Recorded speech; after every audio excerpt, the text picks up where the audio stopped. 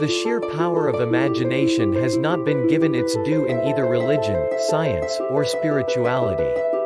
All of these seek to give the student a system of mode of operation with regard to how to live and behave. But creativity and imagination are in a league of their own and are uniquely individual practices. There is no system or structure to imagination or creative work. How does the imagination work?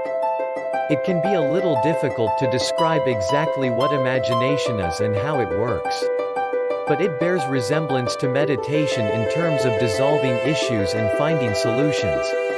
Because when using the imagination, the individual is in an altered state of consciousness.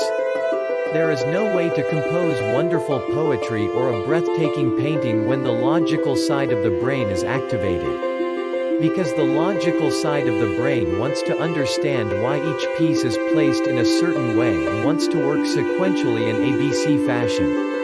This is not how creativity works, which experiments and sees how things play out without paying attention to standard rationality. It is the imagination, not logical processes, that is responsible for most human achievements. Steve Jobs used his imagination to create an entirely new product range that had never been seen before. Tesla is doing the same with his SpaceX and electric car projects. These are completely new paradigms. And consider that the best and most notable geniuses may not have even gone to school. According to Edward Bach, after he finished his studies, it will take me 5 years to forget all I have been taught. Einstein has no faith in school and famously stated that logic will get you from A to B, imagination will get you anywhere.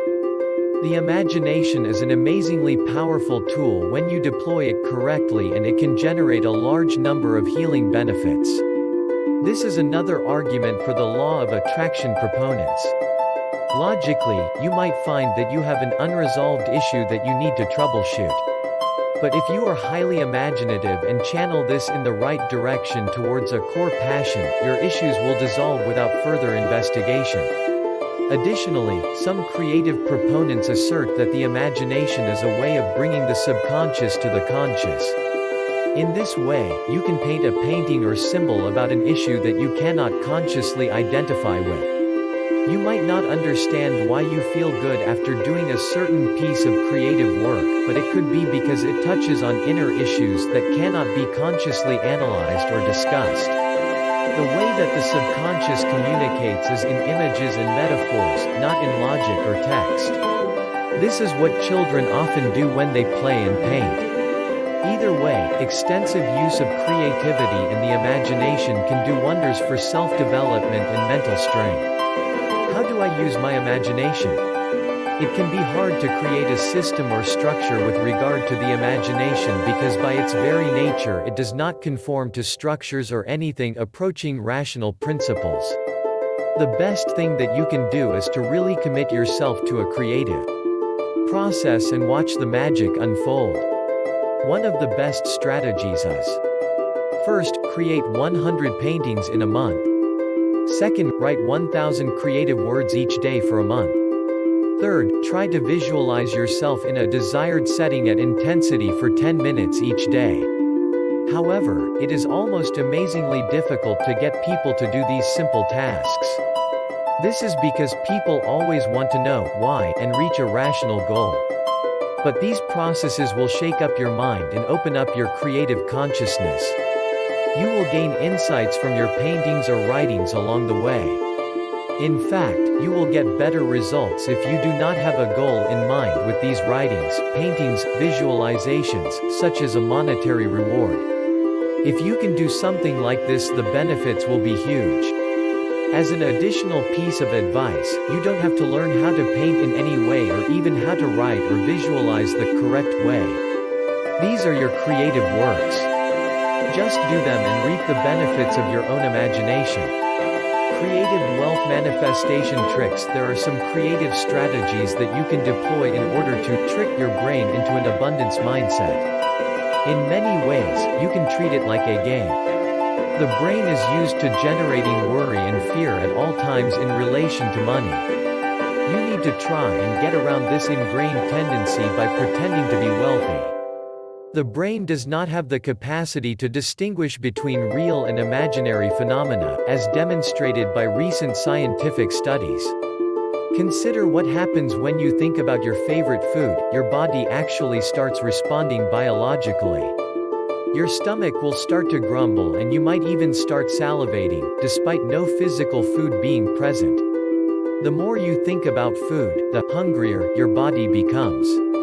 Likewise, the universe does not differentiate between real and imaginary, so you can use creative practices to trick yourself into thinking thoughts of wealth. Trick 1. Carry cash at all times.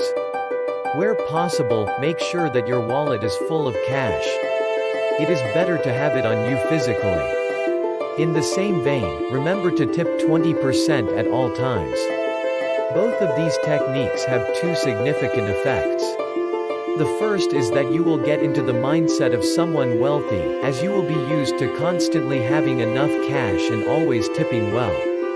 The second is that other people actually view you as wealthy and start manifesting for you. They are also used to seeing you having money and being rich and associate your persona with wealth. Trick 2. Hang out with the rich. People who are rich, i.e. an abundance mindset, are used to having wealth at all times. They don't think about poverty or bills at all. If you can affiliate yourself with these people, then their energy and beliefs will rub off on you. If you want to become the best lawyer in your area, then you need to network and associate yourself with these people. Not for the knowledge, but to try and emulate their mindset that attracts legal expertise. Trick 3. Be grateful. Gratitude is the holy grail of manifestation. It has an advantage over manifestation because it can make you happy, while manifestations tend to be short-lived. If you can master both manifestation and gratitude, then you are really a master. Because you will be manifesting what you want and already appreciative of what you have. Additionally, when you are grateful for what you have already manifested, the universe shows you more things to be grateful for and manifestation becomes easier.